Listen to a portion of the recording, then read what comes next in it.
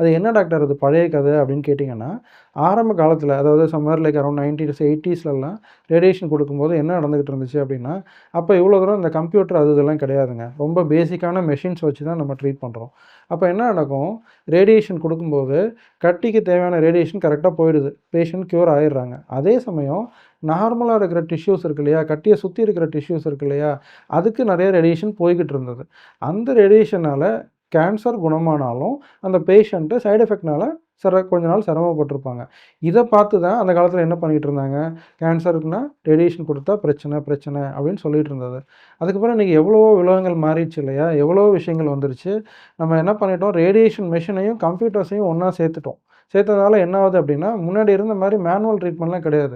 இப்ப ஒவ்வொரு பேஷண்ட்டுக்கும் ரேடியேஷன் ட்ரீட்மெண்ட்றது, இந்த பர்ட்டிகுலர் பேஷண்ட்டுக்கு இந்த பீம்ல இருந்து, இந்த டைரக்ஷன்லேருந்து இத்தனை மில்லி செகண்ட் ரேடியேஷன் குடுக்கணுன்றத கம்ப்யூட்டரே கால்குலேட் பண்ணி சொல்லிரும். அவ்வளோ நேரம் மட்டும் தான் ரேடியேஷன் போகும். அவ்வளோ இடத்துக்கு மட்டும் தான் ரேடியேஷன் போகும். மத்த இடங்களுக்கு எங்கேயுமே போகாது. அப்போ அந்த காலத்தில குடுத்த ரேடியேஷன்றது ஒரு ஊர்லேருந்து இன்னொரு ஊருக்கு மாட்டு வண்டியில போன கத. இந்த காலத்தில குடுக்குற ரேடியேஷன்றது ஒரு ஊர்லேருந்து இன்னொரு ஊருக்கு ஃப்ளைட்லயோ, ட்ரெயின்லயோ போற கத.